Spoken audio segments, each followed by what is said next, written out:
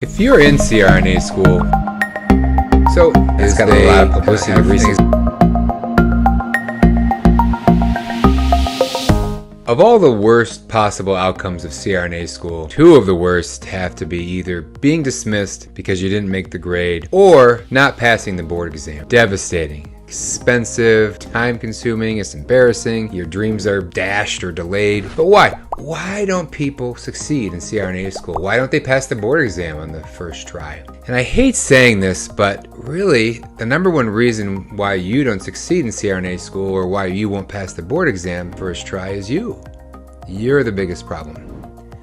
I'm Joshua Olson. I'm the founder of Ollivate. I'm also assistant program director and assistant professor of nurse anesthesiology. And in today's episode, we're going to talk about why people don't succeed in CRNA school and why they don't pass the board exam on the first try. If you're in CRNA school, you probably were a star student in your undergrad. Unlikely that you made it to CRNA school, you got to admit it, if you weren't really already a great student. You probably crushed your undergrad, did really well.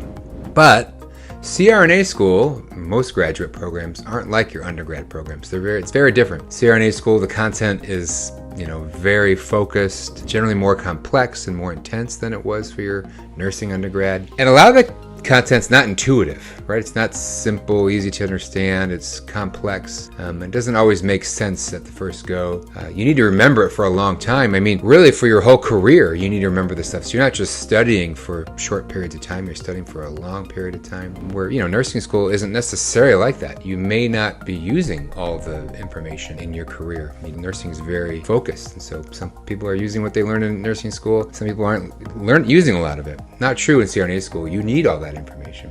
Plus the material is progressive, right? It builds on itself. So if you get lost at the beginning, you're really lost at the end. And the board exam, you're studying for an exam that's not 4 weeks away. You're studying for an exam that's 3.5 years away, right? So the stuff that you're studying today, you got to remember for 3 years later. Or, even more than that, not just to pass the board exam, for your career. You got to remember what you studied in Pharm 1, so you might need it 10 years later down the road when you're in a situation. So it's very different than doing your undergrad, which you were successful in your undergrad, but not necessarily successful. There's no guarantee you'll be successful in CRNA school. And this is the problem. You think you will succeed in CRNA school, and the same methods that you use in undergrad you think will work in CRNA school, but they won't. Just because you did well then doesn't mean you'll do well now. You need different tools, you need different things to be successful in CRNA school than you used in your undergrad. You probably were very good in your undergrad at massed learning. Actually, the word that we like to use is cramming. You probably were really good at cramming for exams. How most people run these programs and undergraduate programs or nursing students handle these programs is they have an exam in a class every 3 to 4 weeks. So you study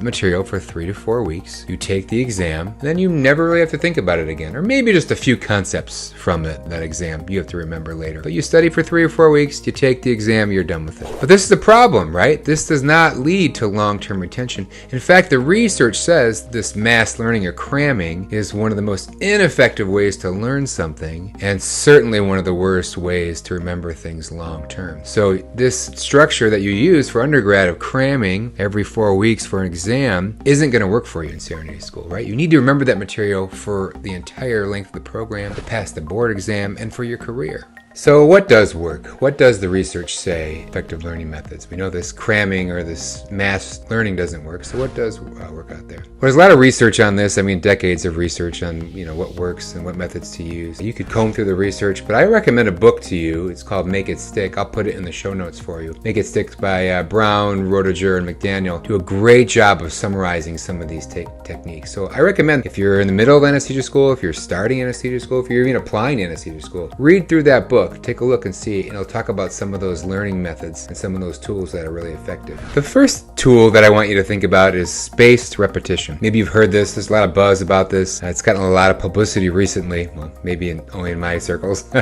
the education world, but it's gotten a lot of publicity recently, a lot of more talk about it. Although the evidence for this is decades old. It's not new, even if people are talking about it more recently. This is the idea that you need to refresh something and learn something over and over again over time to put it in your long-term memory. So if you, read something and study something and you understand it, you got about a 50-50 chance that you'll remember it a day later. But if you study it again a day later, you're probably going to remember it for 3 or 4 days. You study it again in 4 days, you probably remember it for a week. You study it again in a week, you probably remember for a month. You study it for it again in a month, you probably remember it for 2 months. So you continually study something over longer periods of time. It puts it in your long-term memory. There's some apps out there that do this. Anki's one, or Anki, I'm not actually sure how you pronounce it, is one. Duolingo, if you ever used Duolingo before, that's a great app, a language learning app that uses a lot of spaced repetition. They ask you things that you don't remember, you got wrong frequently, so that you kind of start to cement it in your long-term memory. This is what you need to be doing in CRNA school. You need to be refreshing the material on an ongoing basis. Not this crammed learning where I'm just studying what I got to get through for this next exam. I got to refresh the old material too. So every once in a while, I got to pick up that old material and refresh it over time. So spaced repetition is one. Second is the idea of gamification. If you can make learning fun and enjoyable, that you'll be much more engaged with it and you're much more likely to remember it. Again, this isn't fluff. This isn't just like, making something silly out of something that's important. It's not. If you're interested in what you're learning, if it's fun for you, you're going to learn it. So, maybe you make a board game, maybe you keep score, maybe you use an app. Like some of my students use an app called Forest. As they play or as they study, they planting a tree. I'll put a link to it in the show notes. And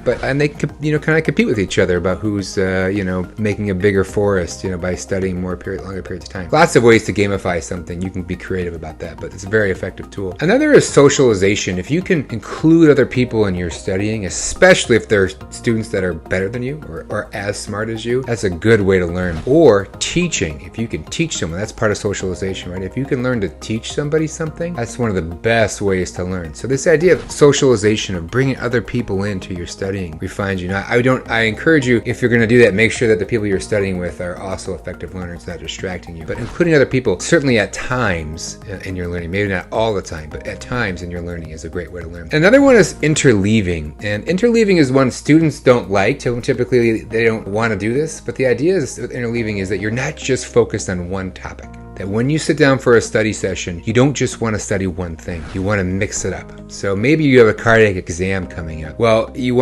students love to just sit there and just study about cardiac. That's all they want to do. But the research says you shouldn't do that. You should maybe study 80-90% cardiac, but then every maybe 10th question or every 10th minute, you should go back to something else that you were learning before. That's part of the spaced repetition, but it's also this interleaving of mixing up the ideas. Keeps your brain fresh and sharp. A lot of evidence about this comes from music and from athletics, about cross-training and not just focusing on one thing, but mixing it up. These are great tools. The spaced repetition, gamification, socialization, interleaving. These are the tools you should be learning, not this focused mass learning cramming that you've been doing in your undergrad. So the number one reason students don't succeed is themselves. They use the same study tools and study methods they use in undergrad, and just not going to be effective at CRNA school. Use some new methods. If you haven't used these before, use some new methods. Use spaced repetition, use interleaving, use gamification, use socialization. Use these new tools that are evidence-based. I have to say, as an educator, the worst thing for me is when a student doesn't succeed. Either they academically don't succeed, don't make the grade, or they don't pass the board exam. I want all my students and all of you out there that are either aspiring to be a CRNA, studying to be a CRNA, to succeed. I really do. I want that for all of you. So I encourage you to, if this is meaningful for you, if this kind of content is helpful for you, then subscribe to this channel and keep an eye out for more content like this.